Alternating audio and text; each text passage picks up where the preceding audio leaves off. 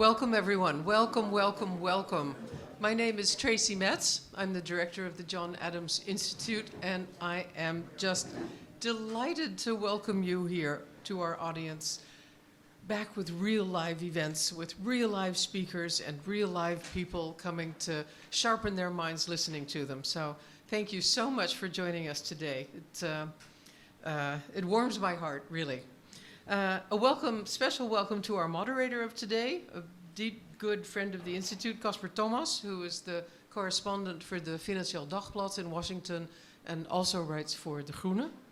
And of course, a very special welcome to our guest of honor, Yascha Mounk, who will be talking about his book, The Great Experiment, Why Diverse Democracies Fall Apart and How They Can Endure. I think he won the prize for the longest subtitle ever. And it's also a subtitle that really gets you thinking. On the first part of the subtitle, Why Diverse Democracies Fall Apart, it sounds like the end of time. It sounds like there is no hope.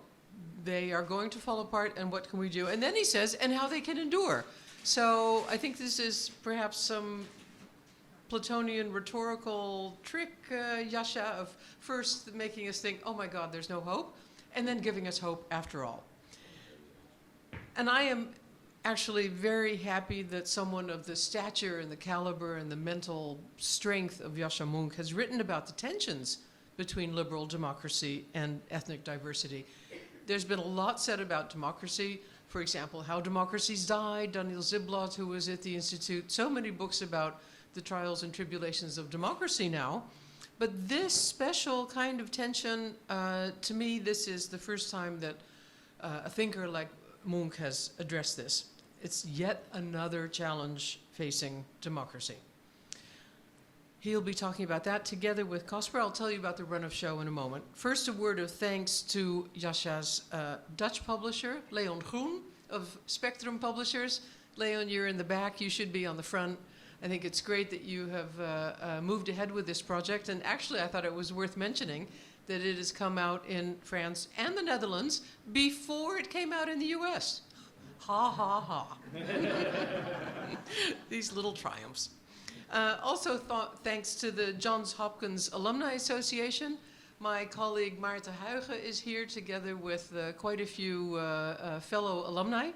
And they'll be getting together with Yascha after the gathering this afternoon. And it was actually the Johns Hopkins who first brought us into contact with Yascha Mounk, and then through the publisher. How many Johns Hopkins alumni are there here? Oh, you too, Beth. Hey, how about that? I've known you for a long time. I didn't know that. So a special word of welcome to you too. Thank you for joining us. The run of show. After my few words of introduction, we'll have a real introduction by Casper Thomas. Yascha will give a talk of 20-25 minutes. Then Yascha and Casper will have a conversation, and there will be room for questions from you, of which I hope and I'm sure that there will be many. Then some final remarks from me, and then book signing, thanks to our friends of Atheneum Bookstore out in the hallway, and then drinks downstairs. And I wanted to tell you also the name of the book in Dutch, which is also a bit of a tongue twister, but Het grote experiment, waarom multiculturele samenlevingen uiteenvallen, dat wordt als een feit gepresenteerd. Hè? En hoe ze kunnen standhouden. So ultimately the message is one of hope. So, with no further ado, I'd like to give the floor to Casper Thomas.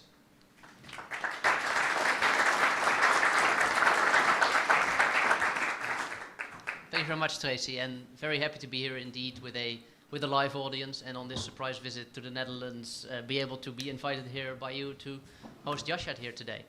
And the reason I'm happy for hosting Yascha today is because Yascha is actually one of the great political thinkers of his generation. Now I can say this because we are roughly of the same generation, so I feel entitled to hand out that award here today. And that is a generation actually that was born, say, in the final years of the Cold War, the final years of the Iron Curtain. It's actually the generation that was intellectually formed by the world that came thereafter, a world of triumphant globalization and with a strong American pedigree. This was also a world of increasing European integration, changing the faces of Yascha Mounk's country of birth, Germany, but also of the European continent as a whole.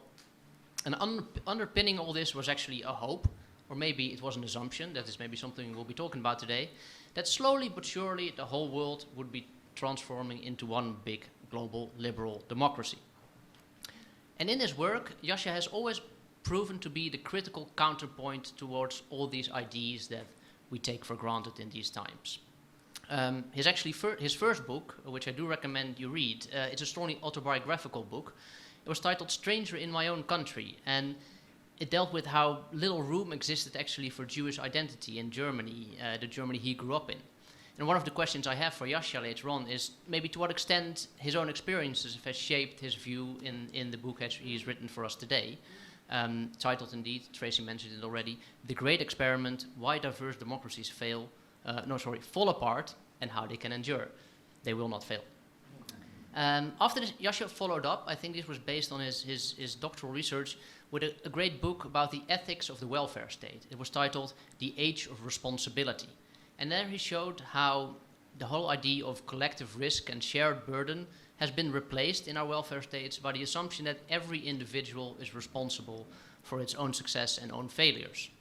And this line of what you could say neoliberal thinking, developed in the Anglo-Saxon world but very eagerly embraced here in Europe, has in the end maybe proven a lethal blow, you could say, to our social democracy. Then Yascha's previous book, one with a theme very close to my heart, was titled The People versus Democracy.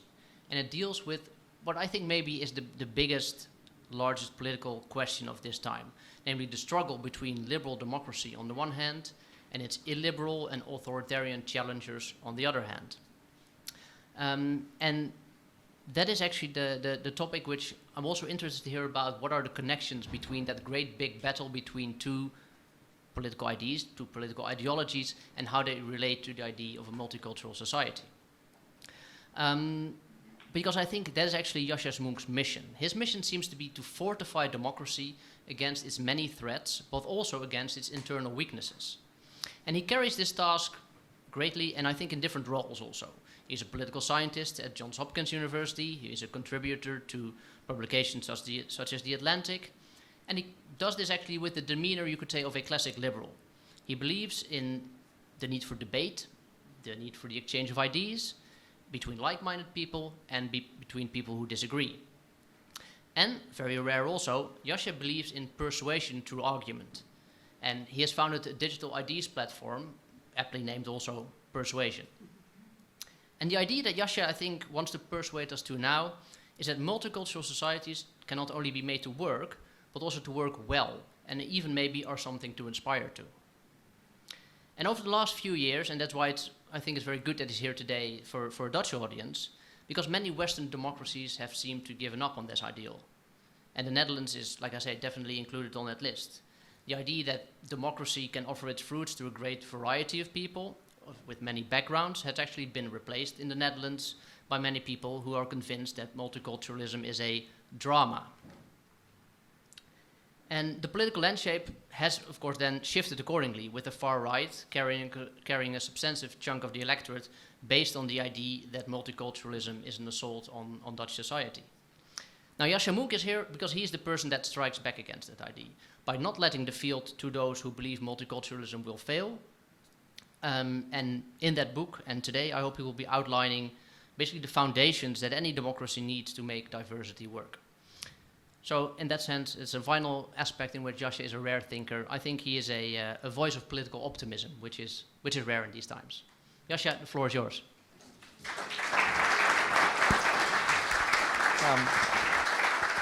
Well, thank you for this very, very warm welcome, and thank you for, this sounds like the first draft of my obituary, but in the best possible way.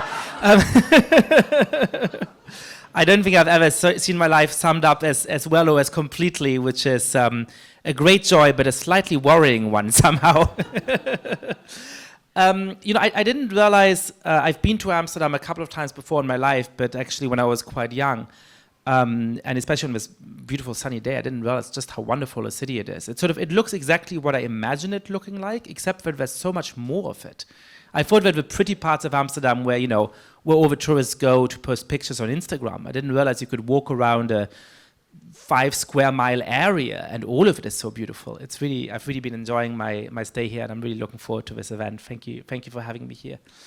So the book, The Great Experiment, has a slightly weird title, and that weird title has a particular kind of story, and I think it's worth telling you a little bit about that. So 4 years ago, when I was going around the world talking about my last book, The People versus Democracy, I went on a big German news show called Tagesthemen, and I was asked to speak about the causes for the rise of populism, which remain a real threat to democracy, as we know from the first round of the French presidential elections, which are taking place as I speak. And so I said that roughly speaking, it's a bit more complicated than that, but more or less there's 3 important causes to the rise of populism. It has to do with economic stagnation and the fact that most people don't feel that their living standards are improving that much, that they're not making more money than their parents were, and that they're afraid that their children might do worse than them. It has to do, of course, with the internet and social media and the way that makes it easier for extreme voices to influence our politics. But also, I said, we're in the middle of a new kind of experiment, that of turning mono-ethnic, monocultural societies into multi-ethnic ones. And I think that can and that will work, but it also obviously causes a lot of problems. So after I was done with that interview, I fielded the obligatory call from my mom, who always hates every interview I give.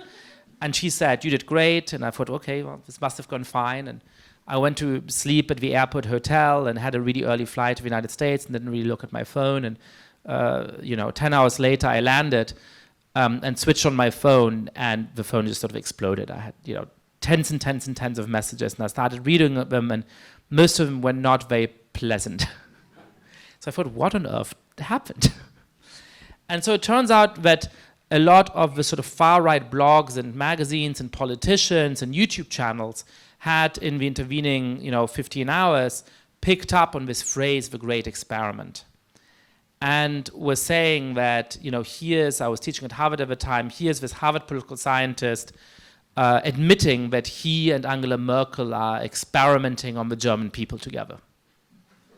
Finally, somebody has owned up to the Great Replacement, and this was going, mega viral. I was written up on everything from the sort of far-right blogs of the Alternative for Germany to the charmingly named Daily Stormer in the United States, which I suppose sees itself as the intellectual inheritor of Der Stürmer.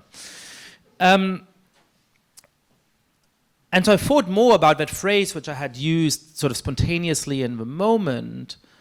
And I thought, actually, despite the fact that it seems to be provocative in this way, I do mean what I meant there. But of course, there's 2 different interpretations of what you might mean by a great experiment.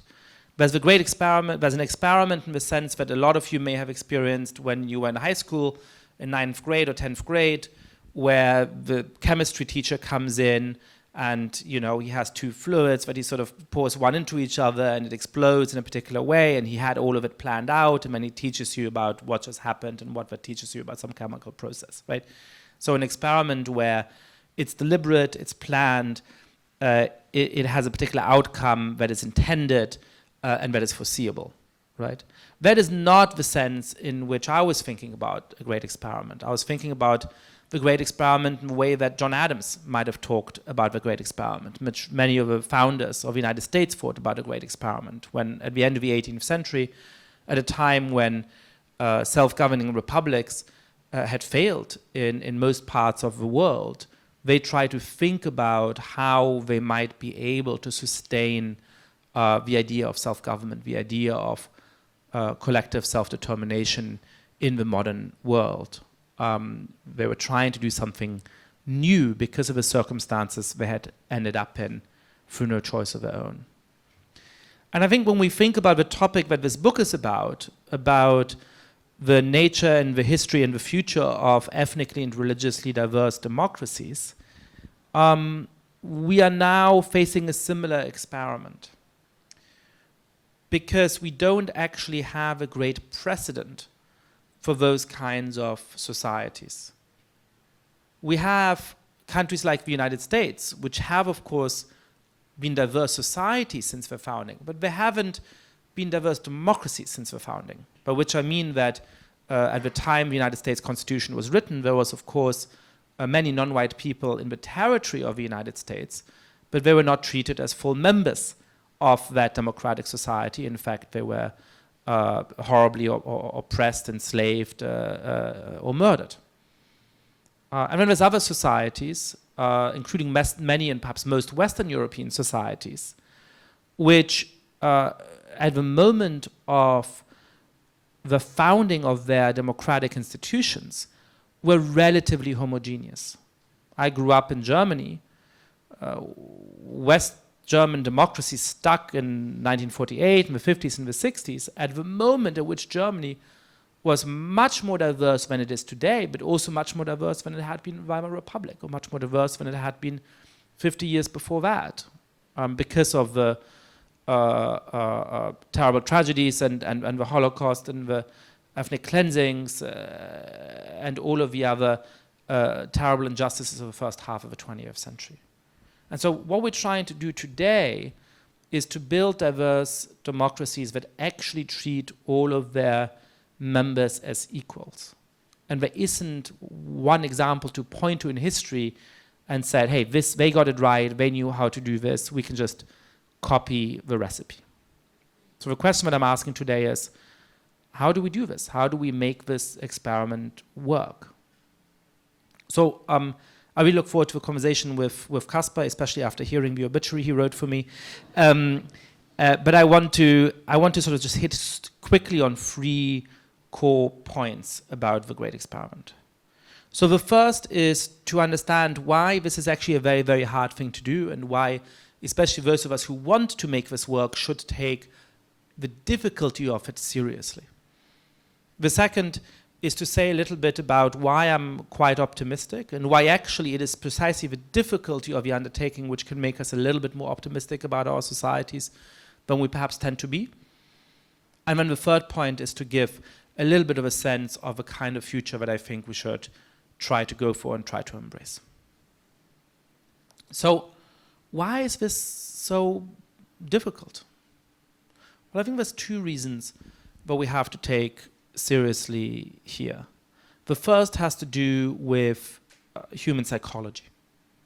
Human beings are deeply groupish. They have a tendency to form groups at the drop of a hat. With undergraduates, I've asked, do you think that a hot dog is a sandwich or not? And when some people say yes and some people say no, and when I have them play a simple distribution game, and it turns out that my super tolerant, diverse, international undergrads start discriminating against the people who don't agree with them about whether or not a hot dog is a sandwich. So the human ability to form groups and the human tendency to favor the members of the in-group against the out-group goes really, really deep. And when you look at history, many, not all, but many of the deepest injustices, of the darkest moments of humanity saw this groupish mechanism go badly wrong. People being excluded, being murdered, being killed because of their ethnicity or their religion. Now, you might think that the obvious answer to this problem, especially for a convinced Democrat like me, is democratic institutions, right? If you have all of this groupishness, if there's always this danger that these different groups will come into deep contact with each other, how do you solve that? Well, you solve it by having elections and free speech and all of those things, and that'll take care of it. And I think there's something to that. Certainly my vision that I'll outline is based on the aspiration of democracy, but in many important ways this is also wrong. Because actually, many of the most celebrated democracies in the history of humanities were very homogeneous and prided themselves on that ethnic or cultural purity. In ancient Athens, in the Roman Republic, in the city-states of medieval Italy, there were other people around too, but they weren't full members. And the people who really had full political participation had to be part of an ethnic in-group.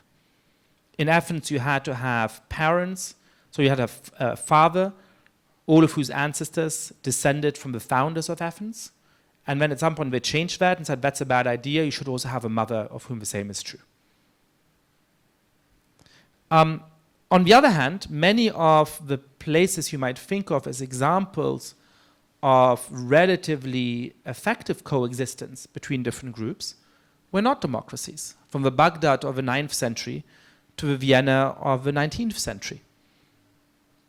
Those were monarchies or empires. And there's actually a good conceptual reason for that, which we should take seriously. And that's that if we are living in an empire, in a monarchy, I don't have to care too much about how many children you have or whether there's going to be more immigration from your demographic group. Because I don't have any power and you don't have any power, and as long as we both trust the monarch, it doesn't really matter. In a democracy, this is different, because a democracy always is the search for a majority. And so if I feel like at the moment I'm in control, but if you have more kids than I do, if there's more immigrants who are like me than who are like you than who are like me, well then suddenly you might be in the majority and then everything might change. And that's exactly the kind of demographic fear which drove many of the people who wrote me those charming emails 4 years ago. So democratic institutions can actually inflame tensions between different groups. Now, obviously, this is pessimistic. This is the part of the subtitle that makes you think, oh no. But I think that understanding the reasons for why it's such a hard challenge to build diverse democracies better can paradoxically make us more optimistic about the future. Because what I see a lot at the moment is a deeply fashionable pessimism which is rooted in naivety. It's rooted in the thought of, well, it shouldn't be so hard to be open-minded. It shouldn't be so hard to be tolerant. It shouldn't be so hard to like each other. And so when I look at the present state of American society or German society or Dutch society, and I see discrimination, I see far-right politicians rising, I see real problems, well, this must be because there's something uniquely terrible about us. This must be because we're really failing. This must be because we're really going wrong compared to what should be the case. And so let's be pessimistic. And I get that thought. I'm as exercised, as angry about the things that are going wrong as anybody else. But I think that once you have a little bit of historical perspective and once you know a little bit about human psychology, you can look at the current state of society and think, you know what, compared to most places in history, we're doing relatively well, actually. We're holding our societies together much better than was the case in many different historical circumstances. And in particular, I think two kinds of pessimisms, and this is sort of a second point I wanted to make, miss the mark in important ways. So the first is the right-wing populist or far-right pessimism. This is the people who look at the current state of society and basically say everything that was great about our country came from the ethnic group that used to dominate it or that used to exclusively constitute it, and everything bad is coming from immigrants and minority groups. And they're not managing to integrate, and they don't want to integrate because they're culturally inferior or perhaps even because they're somehow genetically inferior. And so the solution is to throw them out and stop them coming in. And you know all of that stuff, right? But I think there's also a pessimism which is perhaps more common in the kinds of circles which I imagine most people in this room move in, but is certainly more common among my own friends and acquaintances. And this pessimism rejects the blame that the far right places on immigrants, and of course I agree with that, with rejecting that blame. But it then says something strikingly similar, which is actually immigrants can't really succeed, they can't really integrate, and the reason is different. The reason is that our societies are so discriminatory, so racist, so unjust, but the basic description is the same, which is this is not working. Our society is terribly unjust. Nothing is really improving. People aren't really integrating. They're so much poorer. They're so much less educated than the majority society. So for this book, I really looked in some detail at the empirical work we have about the success of minority groups and the status of immigrants in our societies. and again, I started from what I think is a more realistic starting point, which is that obviously, when a majority of immigration continues to be, not all of it, but a majority of it continues to be, from countries that are much poorer than Western Europe or North America, from countries where people have much less educational opportunity, the first generation of people who come here often doesn't speak the language perfectly and doesn't learn it well until the end of their lives, often has a much lower level of education, often earns much less than the average of a population, often is unemployed at higher rates. None of this should be particularly surprising. But what statistics also very clearly show is that their children in Western Europe have a higher likelihood of making educational progress and economic progress than the children of similarly positioned children of natives. And the same is true even more strongly in the generation after that, so among the grandchildren of immigrants. So when you look at average statistics, it's hard to parse this out. But when you actually look at how the children, the grandchildren of immigrants fare, you see them rapidly rising towards the average of a local population. That's true in most European societies. An American study looking at 1 million data points has shown something strikingly similar. In America, again, there is the far right that says these immigrants now aren't succeeding as past immigrants did because the other ones, the Italians and the Irish were white and they were fine, but the ones coming in now mostly aren't white and they can't hack it. And there's a left-wing version of the same claim, which says that, well, Italians and Irish could integrate because they were white, but today the discrimination and racism is so deep that the new immigrants aren't given the same chance. Well, it actually turns out that immigrants today from El Salvador and Mexico and Vietnam and Zimbabwe and all kinds of other places are rising at the same slowish but steady pace as Italian and Irish immigrants were a century ago. And that again shows that for the obviously our real problems in society, those two pessimistic narratives are actually both wrong in describing our current society. And so again, the point of this is not to downplay problems. There's obviously deep discrimination and racism, and there's obviously some actual problems with integration. But in historical perspective and looking at integration over time, I think we should be more optimistic about the current state of society than most people are. And so that leads me to the third point, which is what kind of vision we should lay out for the future of our society. And I think a lot of this is actually recognizing some of the positive developments that are happening in the middle of society and seeing that this can help us form a basis for a better democracy we actually would want to live in. We need a vision of a future that most citizens would actually be excited to be a part of. And we'll talk more about those in detail, but just to tease a couple of points of this. One of them is that it has to be on the basis of a philosophically liberal vision of the future, which is to say on the basis of the idea of collective self-determination and individual liberty. And I think that there needs to be a double freedom that most citizens have. We have to make sure that we can say something unpopular, or that we can worship in unpopular ways, or we can refuse to worship without being subject to the coercion of the state or of a majority of the population.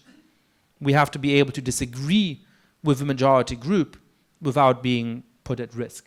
That is a core freedom of a liberal society that the cruel history of the 20th century in Europe teaches us the importance of. But there's also a second kind of danger which comes from what Darren Acemoglu and James Robinson call the cage of norms. There's also the danger that our own parents, our own community, our own priests or rabbis or imams might be telling us how to live.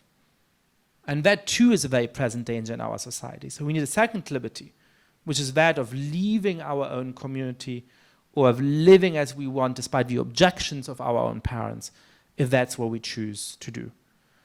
And it's only by seeing individual citizens and their rights and obligations, rather than groups, as the constitutive element of society, that we're able to make sure that people have that double freedom.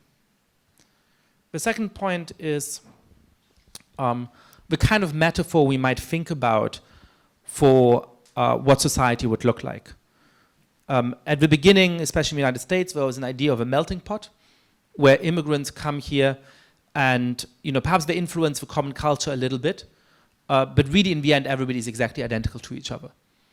And I think that underestimates the importance of groupishness. It underestimates how important people's religious beliefs, people's cultural heritage, people's family and broader familial network is to most people. We're never going to get there, and we shouldn't want to get there. But the diametric opposite, which then became popular, is also wrong. If you embrace a salad bowl or a mosaic, you're basically saying that you want, in Dutch terms, a repolarization of society. A society in which your opportunities and your duties are so deeply structured by the particular part of society that you were born into that you just have a group of groups. You just have deep separation and segregation between different citizens, and there's no commonality left. So I propose the metaphor of a kind of public park in which you can decide to go with your friends and stay among your friends, but you can also come into contact with other people and make new friendships, make new contacts. And in a free society, you'll have the right to do either. But for it to thrive, for it to succeed, we need to hope and encourage a minimum number of people to have that kind of contact with each other, so that we really have some genuine interactions between members of different historic groups. And then third, and perhaps most controversially, I think if we can't get rid of groups, if we can't make people care about everybody equally, if we can't make people be deep individualists, because some people might be, but most people won't, then we need to make sure that even as ethnicity and religion separates them, they also have something that unites them. And that to me is an inclusive form of patriotism, which is based on constitutional values and civic values, on political values, on inclusion, on the rejection of dictatorship, on the rejection of the ethnic or religious diktat of the majority. But it's also based on a living, breathing, everyday culture.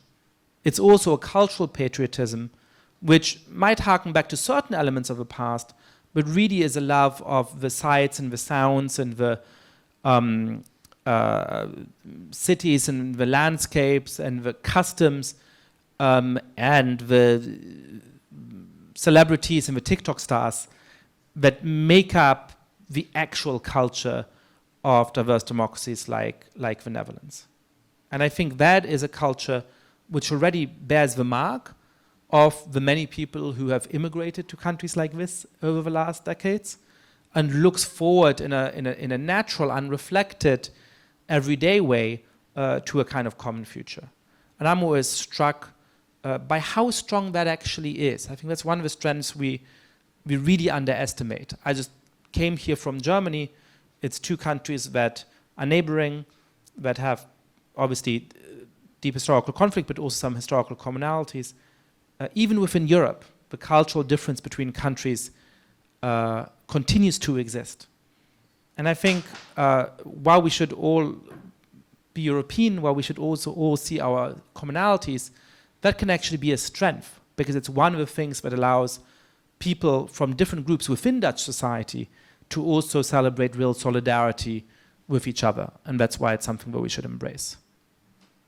So just a very last word. I think optimism can be a little bit suspect for reasons that I actually understand, because it can seem as though you're looking at, the people who are pessimistic can claim that I am really aware of the injustices and want to fight against them. And that's why I keep emphasizing them. And if you're saying, but things aren't that bad, perhaps that's because you don't care about those injustices or you don't want to fight against them. So I get that as a thought. But I think pessimism can also be really dangerous when it goes too far. Because it accords with exactly the pessimism that people on the far right want to spread. It can easily lead to fatalism. And because most people in society see the new diversity of our societies as an opportunity in certain ways, but also as a challenge in other ways. They're torn. And in order to convince them, in order to make sure that they actually want the great experiment to succeed, that they don't vote for the kinds of scary political candidates that might win in France in a couple of weeks and that might come back in the United States in a couple of years, you need to give them a vision of a society in which most of us would actually be excited to live. And so that's what I try as best I can to develop in this book. Thanks.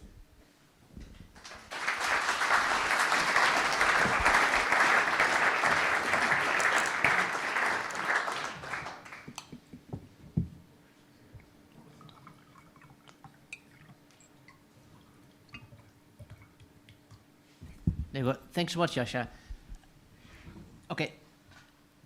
The multicultural society is not an experiment, or it's maybe in the sense that it was designed by the equivalent of a science teacher. The question is it an ideology? And the reason I ask this question is because here in the Netherlands, but also in the Anglo-Saxon discourse, a lot of people always talk about multiculturalism, like it's liberalism or conservatism, which makes it seem like an ideology. Is that a term that you think is workable in this debate? Yeah, I mean, the problem with all of these debates is that all of the terms are useless. So, you know, I spent 5 years going around the world talking about populism, and I realized eventually nobody ever knows what I mean, and perhaps we should just bin the word, even though I think it is useful in certain contexts, but people always understand different things by it. So there is a way in which I'm deeply against multiculturalism, because there is a particular philosophical school which means by multiculturalism what in other contexts might be called communitarianism. So it means that we shouldn't think of Dutch society, for example, as consisting of Dutch citizens with their rights and duties, but we should think of it as constitutive groups. The British philosopher Lord Purrock called it an association of associations. So this is the idea of just a set of pillars. And that, I think, is actually deeply dangerous, because it means we won't be able to generate the common feeling and the mutual solidarity that can avoid violence and civil war and a real breaking apart of societies. And because it will be unjust to the members of those groups. Because it means that, hey, if you're born into this particular group, which is thought of as a religious group or whatever, you better not live a secular lifestyle. You better not be gay. You better not go through your life in the way you want. And so my way of thinking about groups is very different, which is that we will always have groups in our societies, and we should have respect towards them. And the reason why philosophical liberals care about freedom of religion, freedom of speech, is that we understand how important it is to people to be true to their groups, to be faithful to their groups. But the only reason why groups in our society have legitimacy, why we have respect towards them, is that they exist as the result of the free choice of their members. But it doesn't mean that most of the members joined from nothing. Most of the members had parents who were members of those groups, and that's fine. But they could always leave. And it's only because they can leave that these groups are worthy of respect. The moment they become coercive, we should no longer have respect for them, right? And so groups will always be a member of our society. But what one notion of multiculturalism gets wrong is that it makes the foundation of our society in a way that would end up being deeply constraining to the members. Mm-hmm. And the reason I ask this question is I want to gauge whether you're the pragmatist or the realist or the idealist here. Do you see the multicultural society as something just material we have to work with, so make the best out of it? Or is there indeed evidence that a multicultural society is a stronger society, or and then we get into the films of morals, a better society? Is it? Look, I think it has advantages and disadvantages. let's talk about a society for a moment like Japan or like Bulgaria, right? Those are relatively homogeneous societies. Not completely homogeneous, of course, they have their dividing lines too, but compared to the Netherlands today, to the United States today, to Germany today, they're relatively homogeneous societies. Now, I think that nations have a legitimate right to decide who should become a member of them. And if people in Japan, for example, want to decide that they don't want to allow a lot of immigration and that they'd rather suffer the consequences of the depopulation they're going through than to invite new people into their societies, that's a perfectly legitimate choice they can make. I have no particular opinion on that. I'm not Japanese. I don't feel like I get to speak to it. But when you look at most democracies in the world today, the Netherlands and Germany and the United States, but also India, also Brazil, they are already incredibly heterogeneous societies. And so in those societies, the choice is either to rehomogenize them, which certainly is a historical possibility. It's happened often before in the past, but it always involved deep injustice, extreme violence, and extreme instability, or you have to make it work.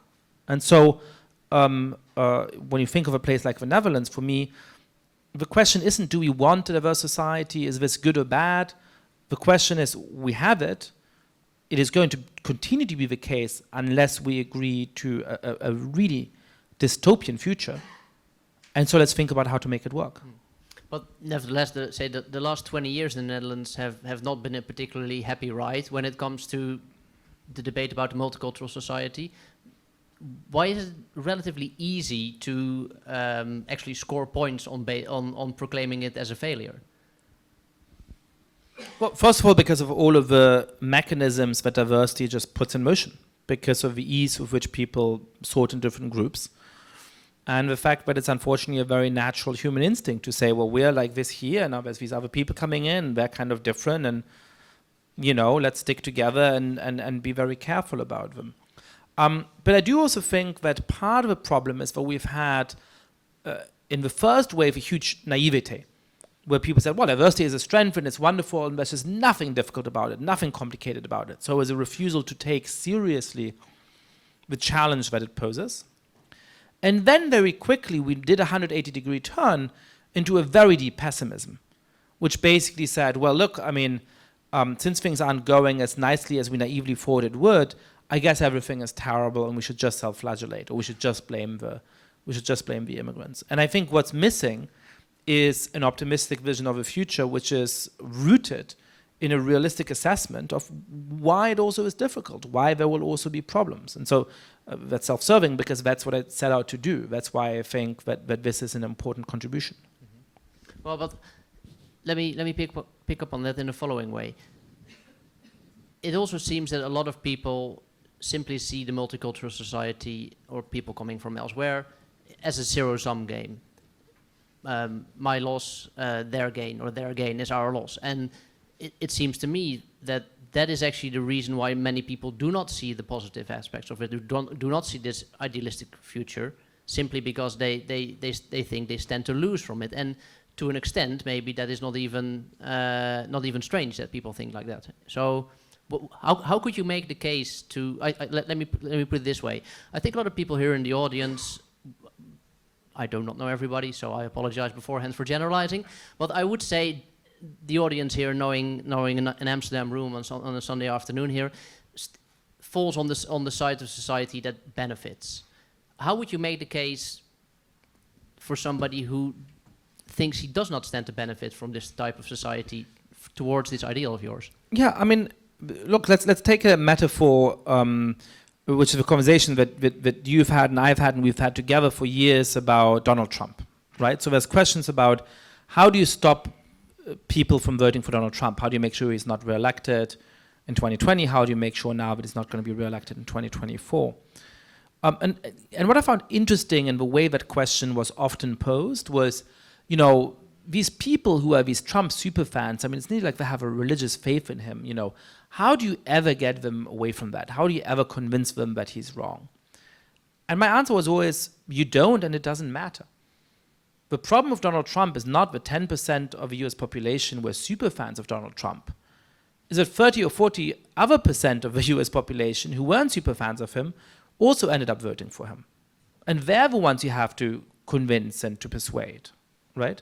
So on this question, look, there's people who, for whatever reason, are just deeply and fundamentally opposed to these changes, right? People who say, in my understanding, somebody who's Dutch is somebody who had grandparents and great-grandparents who were Dutch, and anybody who is not white, anybody who's Muslim, anybody who's come into society in the last 30, 40 years, they'll just never be Dutch, they'll never belong. That's a minority position in this country. You may never be able to convince those particular people. But the majority is not like that. The majority, and nor is the majority super tolerant and thinks everything is always wonderful and I have no concerns at all. The majority is somewhere in the middle. The majority says, look, I see some of the benefits of immigration. I see that suddenly the food is better in Amsterdam. I have friends who have different kinds of origins. I see that it can be good for our economy and make this country more dynamic. I also worry about the sustainability of a welfare state. I also worry when I see acts of terrorism committed by people who grew up in Western societies, who have roots elsewhere. I see both of those sides. And I think to them you have to be able to say, hey, here's why those problems are real, here's how we're able to take them seriously, and here's why there's nevertheless a realistic vision of what a better future is going to look like. We'll talk about America more in a bit also, and the Trump phenomenon as the biggest foil for this whole debate. But first, let's delve a bit more into the aspects that you'd mentioned of how to make a multicultural society actually work. And one of the things you mentioned are those liberties, those fundamental liberties that everybody needs to have access to. And you mentioned the great term, the cage of norms. If people want to leave their community, that they should be offered basically a helping hand or the protection if that community tries to draw them back in a way they don't like. Does it stop there for you, or does society or the government also have a role in maybe actively drawing people out of their communities if that is closer to the democratic ideals of a particular society?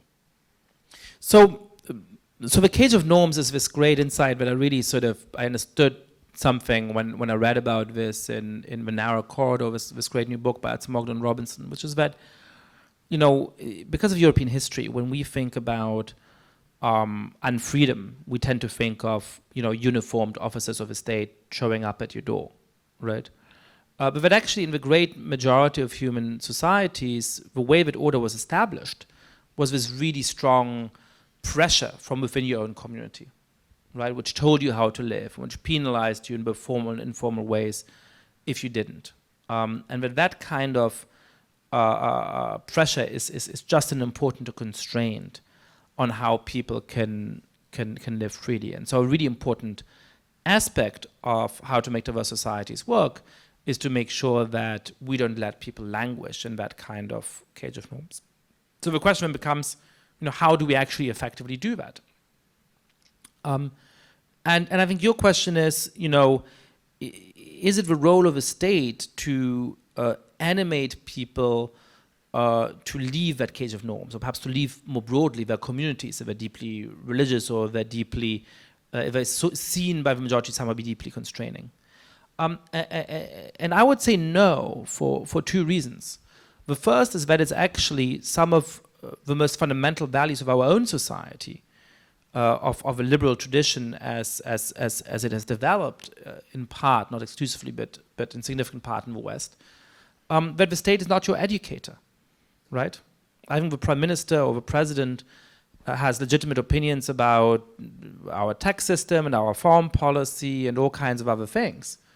But he should not get to sit in judgment of who I choose as my partner or what I do at 9 p.m. at night, as long as it doesn't, infringe on the rights of others, and so on and so forth. And so I think actually, if we think, hey, it's the role of the state to go around, educating people, and making sure that they live their lives in a particular kind of way, that is giving up on quite a fundamental part of our own inheritance of values. Now, what the state should do, however, is to be much more active in protecting people when they're being constrained by informal forces in their own society. So there are, of course, people who are grown-ups who are threatened by their own families if they're gay, who are threatened by their own families if they choose a boyfriend that their parents might not approve of, if they have sex before marriage, if they don't live religion in the way that their family might want. And I think we should punish attempts to coerce people in those ways much more heavily and much more proactively. Now, it might be hard in many cases to prove that if people don't want to testify against their own families. That's a real difficulty. But the principle here is very, very clear. So I don't think the state should get to tell you, this is how you should live, but it should make sure that if you want to make a choice as to how you live, the people around you don't get to stop you from doing it. Mm-hmm. Well, the reason I ask this question is because there are liberal societies that do offer a model in which, at least in the public space or in the government space, ask you to take away certain aspects of your religious identity. So the French model, say, which seems to be at odds with the idea that you're prescribing. Is your liberalism or your multiculturalism more American? Well, I don't know that it's American or not American. Certainly you can. So when I think you're referring in particular to French legislation on the headscarf, but that's different from what you have in the Netherlands or from Germany, as well as from the United States. But yeah, I certainly don't think that it's the role of the state to tell people what religious garments to wear in public. Yeah. And to broaden on the question of is your take on this American? You have assumed the American nationality. You've waved the flag in your naturalization ceremony. You write about it in your book, I think, and we've talked about this at previous occasions. Have you found something in America, a lesson, an idea, an ideal that you think is relevant to bring back here to Europe? I mean, yes, I think there's things that work very well in the United States, but there's also things that work very badly in the United States. So I think there's things we can learn. Yeah, so there's things we can learn from the current situation in America, but there's also things we should be very worried about in America. So one of the things that I think is interesting in the United States is a certain comfort with visible difference of groups, coupled with a confidence that it won't persist forever. So, you can walk through Chinatown in New York and it feels like a different world. Most of the language is Mandarin or actually Cantonese. It feels like you're in a different city or perhaps in a different country in a real way. And then you might say, hang on a second, this Chinatown has existed for a really long time. So perhaps this is really worrying, right? Perhaps here we have a kind of pillarization where there's just people who live separately for hundreds of years and don't integrate. But that's actually a visual mistake. Because what happens in each generation is that people come in, they don't speak English particularly well, they want to be in a community with co-ethnics who speak the same language, with some kind of safety net. And then the children do really well and they move out. And how does Chinatown sustain itself? Because there's a new generation of immigrants that does the same thing. So it feels as though this Chinatown has been there for 100 years and must be the great-great-great-grandchildren of the people who came here 100 years ago living in it. But that's not the case. That's very, very rare, right? And so here you have a comfort with the fact that you have a part of a city that looks quite different, that might be alienating some people, for also, makes it more interesting and has great food and so on. But you also do want to make sure that the kids who grow up there end up having a story of social mobility and go to universities and integrating into the mainstream society. And that, I think, is something that does work well in the United States, and that we should have a little bit more confidence in. So, for example, when it comes to language acquisition, a lot of people in Europe are very worried about the language acquisition of immigrants. But actually, there's a sociological model which works very well for the United States, but also for Europe. And I'm sure many people in this audience will recognize it if they're immigrants or if they know immigrants well, which is that in the first generation, people nearly always continue to prefer to speak the language they grew up with. And their acquisition of the new language may be deeply imperfect. Even if somebody comes here at 30, by the age of 80, they may still speak Dutch pretty imperfectly. Their kids will speak both languages. Often in the household, the parents will speak to them in their language of origin and they'll respond in the local language. But when they are with their friends, they nearly always prefer to speak Dutch in this case. And their kids, in turn, by the time you're in the third generation, mostly have completely forgotten the language of origin. And this model works in the United States. It's true of Hispanics, for example. But it also works very, very well in Europe. That's how it plays out. So again, we need to have patience, but we also should have a confidence that the ability of our societies to integrate is actually pretty strong. And that we can take from the States. I think I promised you a negative thing too. Yeah, you should have mentioned something negative, but not because, just for sake of balance. Well, let me tell you something that I've been worrying about, which seems trivial, it seems like a small example, but I think it tells you something is going really deeply wrong in the American elite at the moment. And that's that if you look at the best private schools in the United States today, at places like Sidwell Friends in DC, at places like Horace Mann or Dalton School in New York City, the places where the real sort of most influential, the richest people in the country send their schools. Nearly all of them now have something they call affinity groups. And what that means is that at the age of 10 or 8 or 6, a school teacher comes into the classroom and says, well, you're white and you're black and you're Asian and you're Latino, and you go into 4 separate groups. And then we have lessons in which we tell you your ethnic identity is a really important part of who you are, and it should be a political identity, and so on and so forth. And there's 2 problems with that.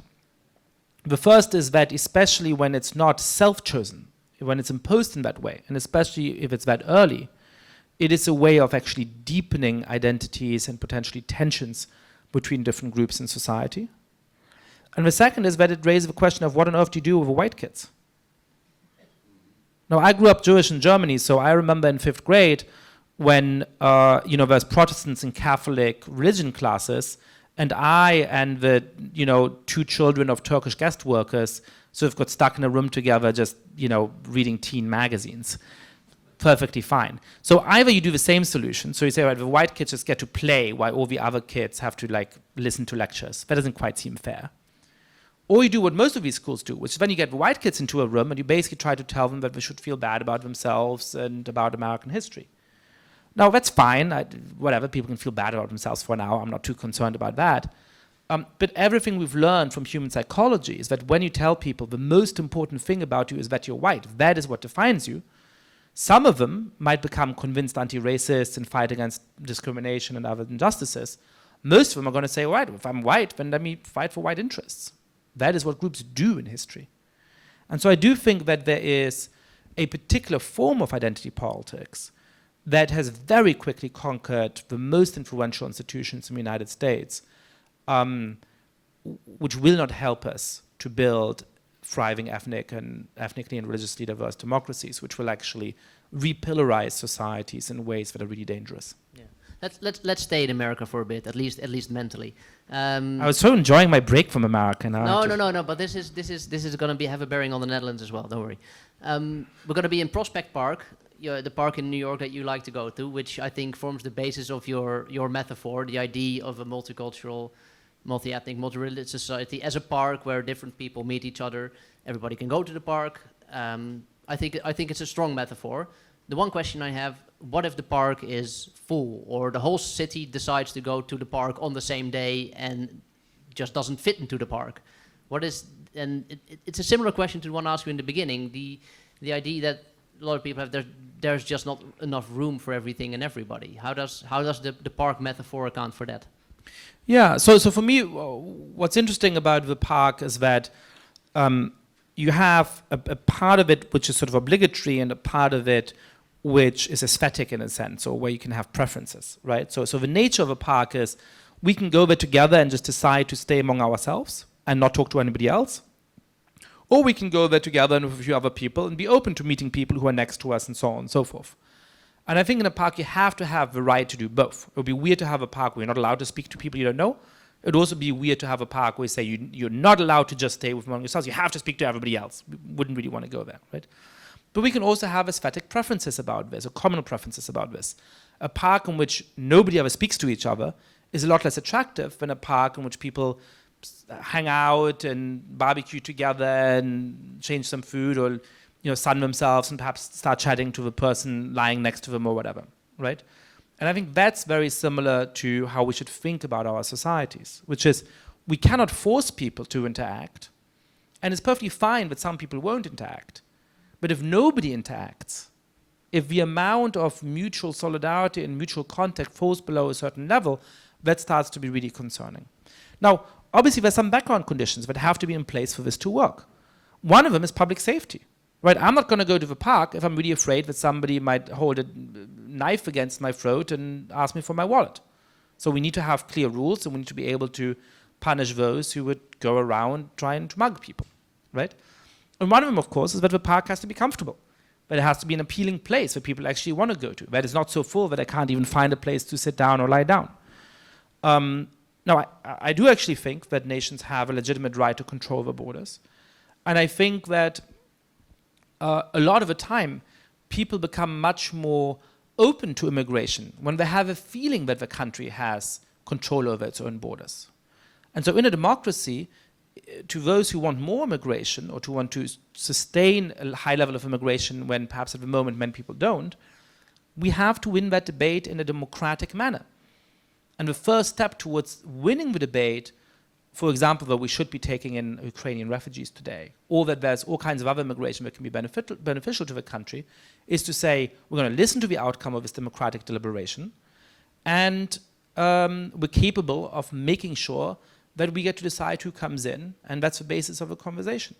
And so I think that's one way of dispelling some of those fears, that the country is full and nobody can come in. And the other is simply around social services and investment in schools and constructing lots of housing. Because in fact, countries like the Netherlands aren't full. It's just when people come in and suddenly you have to wait too long at your local hospital, or there's too many people in your kid's school class, or housing becomes way too expensive, that people get really, really angry. So as long as we make sure that we actually plan for that kind of immigration and make sure that society works in a reasonable way, I think some people will still be pissed off, but fewer people will get less pissed off. I have a question which I hope for an optimistic answer, but I'll take whatever I get. And this is before I also want to involve the audience with a few questions. But I have the feeling that every election over the last maybe 20 years in a modern Western democracy has been a referendum on the diverse society, essentially, whether it's in the United States, whether it's in the Netherlands, in Germany, or now in France. Do you see any prospect of that changing, or is that, and what are the preconditions for that to change? No, I don't think it will change for a long time, because I do think that the what I call the great experiment is a fundamental transformation, which really is one of the core aspects of what our society is going through. Sometimes people say, hey, one of the problems is where we always talk about culture, and left-wing parties don't tend to be very popular on culture, so we should just talk about the economy and that's going to solve it. I think that's not going to work. If people want to talk about culture and they want to talk about their fears about immigration, about demographic change, and you're just changing the topic, people are going to say, you're not even listening to me. Why should I take you seriously? So, left-wing parties, and not just talking about left-wing parties, but in this particular context, left-wing parties, they can win on the economy, but only if they actually have convincing answers on the cultural concerns that people have. Otherwise, it just sounds like we're trying to change the topic, right? And so in the same way, I think if any politician was trying to say, hey, all of these elections are referenda on the diverse society and immigration, that's really worrying, can we somehow change that? No, I don't think we can. I think what we need is a convincing answer to that referendum, so that there's actually a counter vision which people might be able to vote for. And that's, to come back to that, why I'm so very worried about the fashionable pessimism on this question and our unwillingness to develop an optimistic vision of the future. Because if on the one hand, you have people who say, immigrants are the problem and they're going to destroy everything and we have a plan to keep them out or to send people back. And on the other hand, you have people who say, well, we're just completely unable to deal with this diversity because we're so unjust and racist and discriminatory and terrible and nothing's working. And our vision for the future is, I don't know, to self-flagellate more. Well, people are going to vote on the other side, right? And so I think what we need is a set of answers that speak to people's concerns, lessen them, and then A, we're more likely to vote on our side of a referendum, and then perhaps, as we're seeing that it's working, as we're seeing that some of the reasons for the pessimism are overstated, as we're seeing that the people on the far right are exaggerating the extent of problems we have, then we might also be more receptive to, and by the way, we can govern more competently, and by the way, we can make sure that there's economic growth, and by the way, there's all of these other reasons that are also important in politics. Great, and that is actually what I really appreciate. This is not a question but a statement. Something I really appreciated about your book is that we've all read many, many books declaring the death of the multicultural society, the drama, the problems, etc., but it's very good to read a constructive, and even though we can only do it so little justice in a talk like this, but a constructive and worked out basically agenda for how to make such a society work. So that is basically a recommendation for all the people here to go and read your book. Thank you. But before that, they will be able to ask you a few questions, and I'll use this opportunity. The hot dog, is the sandwich yes or no? Sorry? The hot dog sandwich, is it a I have no opinion on such trivial questions. Very good. I'll be opening up to the audience. I do have a question before you can ask those questions. Ask a question. So please, if you get the privilege of holding the mic, do not use it for a lengthy monologue, and give your fellow question askers as much time to ask questions as well, and keep it shortly and pointed, and I will grant you the honor to ask. Well, thank you for the excellent thank you for the excellent presentation. I have a very quick question for you. My name is Teresa Salet. I am from Harvard Business School, so I am alumni. But anyhow, my quick question is, how do you see the whole tendency of victimization? You see, because I'm living in Holland, and I came here, I'm from Brazil, I have all professional opportunities, I work hard, I have nothing to complain.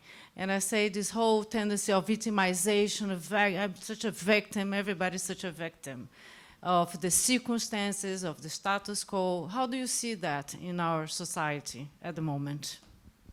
Yeah, that's an interesting question. Thank you. Look, I think there are real injustices in our society, and there's real discrimination in our society, and it's good that people are able to address that. It's good that people are able to speak to that. And certainly, I think we all have a responsibility when people are saying, "Hey, I have these negative experiences," to give that a sympathetic hearing, because there certainly are certain injustices that people experience that I don't know from my own life. Where I start getting very worried about certain forms of this discourse can take is when it starts to deny, well, when it does a couple of things. When it accords status according to the level of victimization, and starts to deny that we can understand each other and that we can build political solidarity towards each other. So I think there is, in some parts of our culture now, a strange thing where status comes from how victimized you are, right? That if you're the most victimized, then you also have a higher status. And that's not healthy for anybody's psyche. I say this as somebody who grew up Jewish in Germany, at a time when people would always treat me, sometimes with anti-Semitism, that existed too, but often with a creepy form of philo-Semitism. We were trying to prove to me how sorry they were for Germany's past by how well they're treating me. And nothing made me feel less like a true equal than being treated in that kind of way. It's not good for people. And so I think creating a society in which my status depends on my ability to have a narrative where I'm the victim in some kind of way really is quite dangerous. And then the other thing is that there's many experiences that I don't have. And I do mean it seriously when I say I have a responsibility to listen to people when they tell me about what they experienced and the injustices they may have gone through. But for I'm never going to be able to be 100% in their shoes, I can understand the implication of that. I don't need to have had the experience of being treated poorly by police to understand that it's a deep injustice if I have to fear how the police is going to treat me because of the color of my skin. I don't have to have experienced sexual harassment to know that it is unjust for women to be sexually harassed. And so what I worry about as well at the moment is a sort of what's called standpoint epistemology in academia, where it's like, oh, you can't understand me, and so your duty is just to defer to whatever my position is without reflecting on it, without having real solidarity. For me, real solidarity is to say, we have a set of values and a set of ideas about what our society should be and how we should live. And if you tell me that society isn't living up to that because of an experience you had, then I should listen to it, assess what you're saying with an open mind, and if I come to agree that you did suffer that injustice, we can fight together for making sure that society lives up to our values. And that to me is a much more productive way of thinking about this. I have a question for you here, Yascha, and do state your name also, please. My name is Alexandra Martin. I'm a Johns Hopkins alumni, and for disclaimer, Yascha and I know each other for quite some years. No responsibility for whatever questions you might ask. Yeah, so I do have one question that is more related to the content, and that's the reconciliation between the multicultural society and the post-truth era, because I think that that's a very important element in how we define the future and that common future. And then the second, maybe I can place you. Just on the French elections? On French elections, okay. That's very I'm generic. sorry, you know. That's my question as well. So. Assuming a very bad scenario for Europe with Marine Le Pen winning in 2 weeks' time, what would that mean for the future of multicultural society and for Europe? Yeah, I know we can stay 2 more hours here, but just a few thoughts on it would be great. Great, thank you. So look, let me start with Le Pen. There is a real possibility that Marine Le Pen will win. I don't think she's going to come in the first place tonight, for there's some danger of that happening. It was a polling miss. But there's a real danger of her winning the runoff against Emmanuel Macron. 5 years ago, the polls were about 65-35, and that's what happened. 3 months ago, the polls were about 55-45. So that's already a lot less distance. That's already worrying. But now the polls are 51.5, 48.5.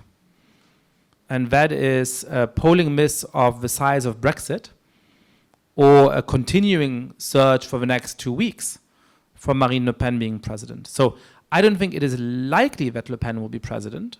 It's more likely that Macron will win. But there's probably a 1 in 3 chance of Le Pen winning, and that's very significant and very worrying. So what would that mean? I mean, it would mean, of course, that Vladimir Putin has an ally in the Elysee. That is going to be very much harder to sustain European solidarity with Ukraine. It means that we're going to have an attempt by somebody who's much smarter and more competent than Donald Trump to subvert democratic institutions in France, the way that Trump did in the United States.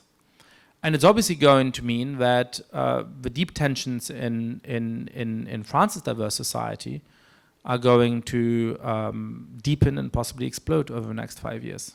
And so it's very, very concerning.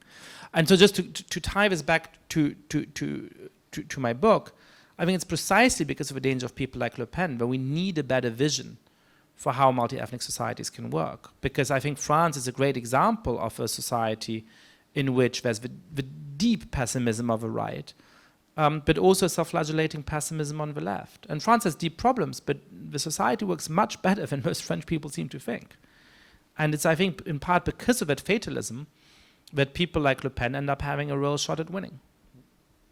I'm going to leave the post-truth for the Johns Hopkins alumni drinks. And then my drinks. And then my drinks. And then my drinks.